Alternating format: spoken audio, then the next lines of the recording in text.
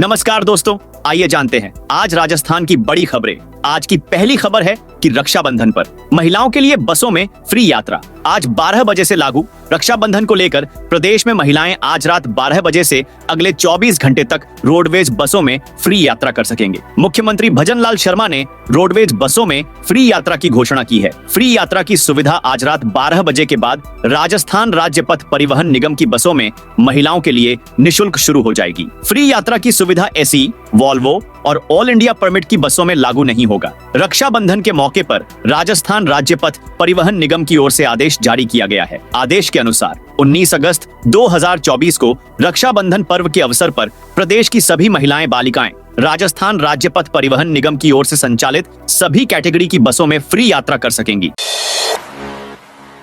राजस्थान के 100 हॉस्पिटल को बम से उड़ाने की धमकी। जयपुर के मोनीलेक और सीके बिरला समेत राजस्थान के 100 से ज्यादा हॉस्पिटल को बम से उड़ाने की धमकी अफवाह निकली। सुबह 8:30 से दोपहर 1:30 बजे तक पुलिस की टीमों ने संबंधित हॉस्पिटल में सर्च ऑपरेशन चलाया। कोई भी संदिग्ध चीज नहीं मिली। इसके बाद प्रशासन ने राहत की सांस ली। इससे पहले भी कई बार मेल करके बम से उड़ाने की धमकी दी जा चुकी है। हर बार पूरा मामला झूठा साबित होता है। रविवार सुबह करीब 8:30 बजे आए मेल ने हॉस्पिटल प्रबंधन के होश उड़ा दिए थे। मेल में लिखा था, हॉस्पिटल के बेड के नीचे और बाथरूम के अंदर बम है। हॉस्पिटल में मौजूद सभी लोग मारे जाएंगे। हर तरफ खून ही खून होगा। तुम सभी लोग मौत के ही लायक हो। मेल करने वाले ने खुद की पहचान लखा आतंकवादी चिंग और कल्टिस्ट के रूप में उजागर किया है। डिब्बे में रखकर अगर मिठाई तोल रहा है दुकानदार तो तुरंत इस नंबर पर करें शिकायत। रक्षाबंधन एवं जन्माष्टमी के त्योहार पर मिठाई, सूखे मेवे, बेकरी उत्पादों के साथ डिब्बा तोलने पर प्रभावी अंकुश लगाने के लिए बाड़मेर जिले में 27 अगस्त तक विशेष अभियान चलाया जाएगा। जिला रसद अधिकारी कंवराराम ने बताया कि उपभोक्ता मामले विभाग निदेशक एवं जिला कलेक्टर निशांत जैन के निर्देशानुसार 27 अगस्त तक विशेष अभियान के तहत निगरानी रखते हुए मिठाई, सूखे मेवे एवं बेकरी उत्पादों के साथ डिब्बा तोलते पाए जाने पर कार्रवाई की जाएगी। डिब्बा तोल कर दिया जाता है तो उसकी शिकायत 1800180630 एवं व्हाट्सएप नंबर 7230086030 पर भी दर्ज करवा सकते हैं। उदयपुर में हॉस्पिटल में नारेबाजी। उदयपुर में रविवार सुबह से घायल स्टूडेंट से मिलने को लेकर परिवार और प्रशासन के बीच तनातनी हो रही है। अब बच्चे के परिवार व पड़ोस की करीब 25 महिलाओं ने जबरन एमबी हॉस्पिटल के इमरजेंसी वार्ड में घुसने की कोशिश की है। इसी वार्ड में घायल स्टूडेंट का इलाज चल रहा है। वार्ड में नहीं जाने देने से नाराज लोग अंदर ही नारेबाजी करने लगे। इस बीच घायल बच्चे की मां की भी तबीयत बिगड़ गई। बेसुध होने पर उनको इलाज के लिए अस्पताल में भर्ती किया। इससे पहले सुबह करीब 10 बजे बच्चे की मां ने प्रशासन पर आरोप लगाए थे। उन्होंने कहा कि बच्चे से नहीं मिलने दे रहे। इसके बाद मां के साथ बड़ी संख्या में लोग शहर के मुखर्जी नगर से रैली निकालते हुए हॉस्पिटल पहुंचे थे। उदयपुर में 2 दिन में 200 रूम की बुकिंग कैंसिल। उदयपुर के स्कूल में हुई चाकूबाजी की घटना का असर पर्यटन पर हो रहा है। शुक्रवार को यहां 10,000 टूरिस्ट आए थे। इसमें से 20% तो शुक्रवार शनिवार की रात ही रवाना हो गए थे। होटल एसोसिएशन का दावा है कि 2 दिनों में करीब 200 होटल रूम खाली हुए हैं। कई टूरिस्ट तो पर्यटन विभाग से पूछ रहे हैं कि यहाँ रुकना सेफ है या नहीं। विभाग की ओर से भी टूरिस्ट के लिए गाइडलाइन जारी की गई है। कुछ इलाके बताए गए हैं जहाँ वे आराम से आ जा सकते हैं। सरकारी स्कूलों में हर सप्ताह स्पेशल रिवीजन होगा। अब राज्य के सरकारी स्कूलाएं में हर सप्ताह बच्चाएं का स्पेशल रिवीजन आएगा ताकि यह पता लग सके कि बच्चे ने शिक्षक द्वारा पढ़ाया गया कितना ग्रहण किया। इससे शिक्षक और बच्चाएं दाएं काय खुद की स्थिति का पता लग पाएगा। इसे लेकर शिक्षा विभाग के स्तर पर प्रक्रिया चल रही है और जल्दी ही इसकी विस्तृत एसओपी जारी की जाएगी। दिलावर ने कहा कि रिवीजन दाएं तरह से कराया जा सकता है, रायजाना अंतिम पीरियड में या फिर सप्ताह के अंत में शनिवार का। इस पर निर्णय करेंगे। राजस्थान के शिक्षकों के लिए बड़ी खुशखबरी। शिक्षक दिवस पर राज्य भर से 1374 श्रेष्ठ शिक्षकों का चयन कर उन्हें सम्मानित किया जाएगा। प्रदेश के 358 ब्लॉक में 3-3 शिक्षकों का चयन किया जाएगा। इस तरह ब्लॉक स्तर पर 1074 शिक्षकों का चयन किया जाएगा। इसके बाद सभी 50 जिलों में 3-3 शिक्षकों का चयन कर राज्य स्तर के लिए नामांकित किए जाएंगे। इच्छुक शिक्षक को अपनी उपलब्धियों के साथ शाला दर्पण पोर्टल पर 21 अगस्त से 22 अगस्त मध्य रात्रि तक ऑनलाइन आवेदन करने होंगे। संस्था प्रधान अपने स्कूल के आवेदन 23 अगस्त को मुख्य ब्लॉक शिक्षा अधिकारी को भेजेंगे। मुख्य ब्लॉक शिक्षा अधिकारी 24 अगस्त तक हर कक्षा वर्ग से 3 उच्च वरीयता वाले आवेदनों का चयन कर दस्तावेज सहित प्रस्ताव 25 अगस्त तक मुख्य जिला शिक्षा अधिकारी को भेजेंगे।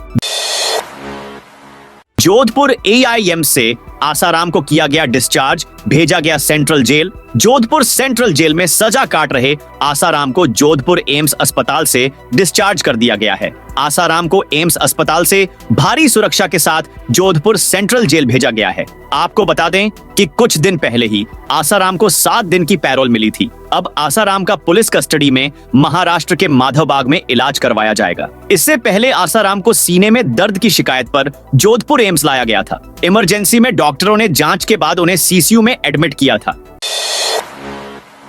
सरकारी स्कूलों में फिर खाली होंगे शिक्षकों के पद, अंग्रेजी माध्यम। महात्मा गांधी स्कूलों के लिए शिक्षा विभाग में शिक्षकों के चयन की प्रक्रिया चल रही है। चयन परीक्षा के माध्यम से इसी महीने 18,000 शिक्षकों को हिंदी माध्यम स्कूलों से अंग्रेजी माध्यम स्कूलों में भेज दिया जाएगा। अभी हिंदी माध्यम सरकारी स्कूलों में शिक्षकों के 50,000 से ज्यादा पद रिक्त पड़े हैं, यानी इस महीने के अंत तक यह आंकड़ा बढ़कर 70,000 पार पहुंच जाएगा। सबसे अधिक तृतीय श्रेणी शिक्षक अंग्रेजी माध्यम स्कूलों में जाने के लिए इच्छुक हैं। सबसे ज्यादा शिक्षकों के रिक्त पदों से परेशानी भी प्रारंभिक शिक्षा विभाग में है। 1ली से 8वीं तक के स्कूलों में शिक्षकों की ज्यादा कमी है।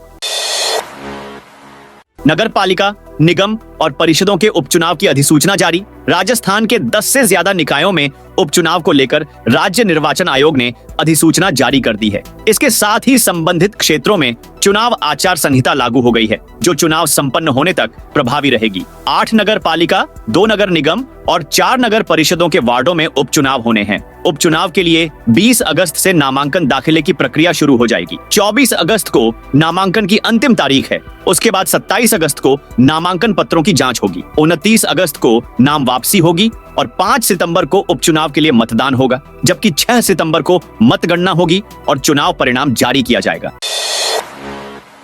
हड़ताल से भर्ती मरीजों की छुट्टी, 5,000 ऑपरेशन टले। सरकारी के साथ निजी क्षेत्र भी शामिल होने के कारण प्रदेश में चिकित्सा सेवाएं चरमरा गईं। एक ही दिन में राजस्थान में करीब 5,000 प्लांट ऑपरेशन टाल दिए गए। अब इन मरीजों को आगे की तारीखें दी गई हैं, जिसके कारण अस्पतालों में वेटिंग का मर्ज अब अगले कुछ दिनों के लिए और बढ़ गया है। बहिष्कार के कारण आउटडोर मरीजों की संख्या भी करीब 70 से 80% कम होने का अनुमान रहा। कई जगह मरीज इलाज के अभाव में तड़पते हुए भी देखे गए और निराश लौटते रहे।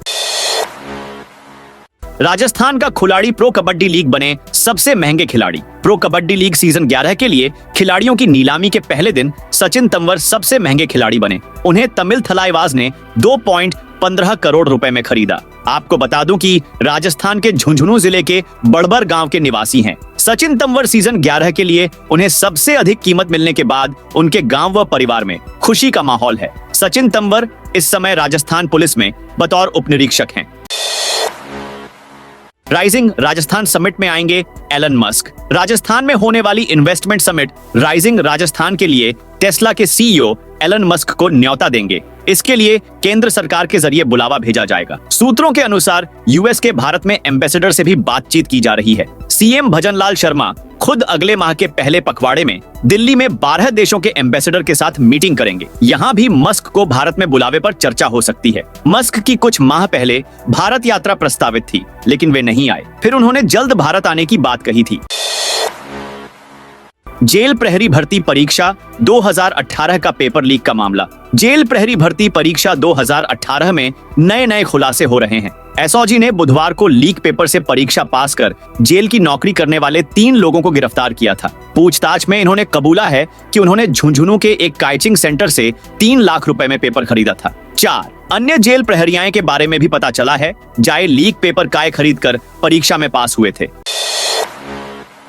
घायल बच्चे के घरवाले का स्कूल प्रशासन पर आरोप। राजस्थान के उदयपुर में बच्चों के झगड़े में तनाव के बाद अब पीड़ित परिवार ने स्कूल प्रशासन पर कई गंभीर आरोप मढ़ दिए हैं। घर वालों ने स्कूल प्रिंसिपल और स्टाफ पर बच्चे को अस्पताल नहीं पहुंचाने और झूठ बोलने के आरोप लगाए। वहीं प्रिंसिपल का दावा है कि मैंने सब सच कहा है, कोई चाहे तो अस्पताल के CCTV चेक कर सकता है। पुलिस ने चाकू मारने वाले नाबालिग स्टूडेंट और उसके पिता को पकड़ लिया। वहीं घायल नाबालिग MB हॉस्पिटल में भर्ती है।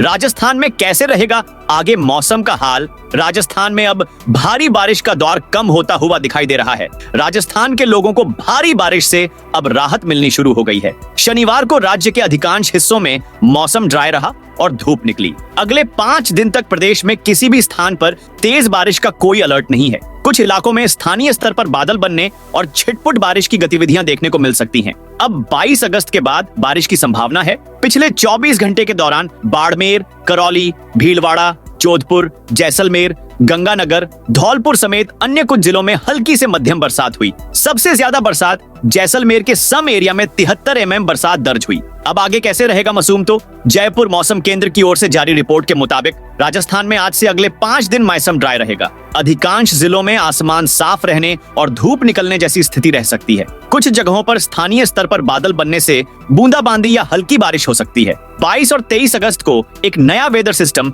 फिर से एक्टिव होने की संभावना है। इस सिस्टम के प्रभाव से दक्षिण पूर्वी राजस्थान के उदयपुर, कोटा संभाग के जिलों में बारिश की गतिविधियां फिर से शुरू होने के आसार हैं।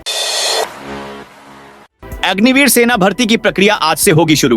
भरतपुर के लोहागढ़ स्टेडियम में आज रात 12 बजे से अग्निवीर सेना भर्ती की प्रक्रिया शुरू हो जाएगी। यह भर्ती प्रक्रिया 26 अगस्त तक चलेगी। अग्निवीर सेना भर्ती के निदेशक कर्नल आलोक रंजन रहेंगे। अग्निवीर सेना भर्ती में 6 जिलों के अभ्यर्थी भाग ले रहे हैं। सेना भर्ती पर सीसीटीवी कैमरों से निगरानी रखी जाएगी। सेना भर्ती में नगर विकास न्यास और नगर निगम पूरी तरह से सहयोग करेंगे। अग्निवीर सेना भर्ती के लिए अतिरिक्त बस भी लगाई गई है। रात 12 बजे से लोहागढ़ स्टेडियम में अभ्यर्थियों को प्रवेश दिया जाएगा। सुबह 3 बजे से दौड़ और शारीरिक दक्षताओं की जांच शुरू कर दिया जाएगी। बारिश की वजह से लोहागढ़ स्टेडियम में पानी भरा हुआ है, लेकिन अभ्यर्थी के दौड़ के लिए अलग से ट्रैक बनाया गया है।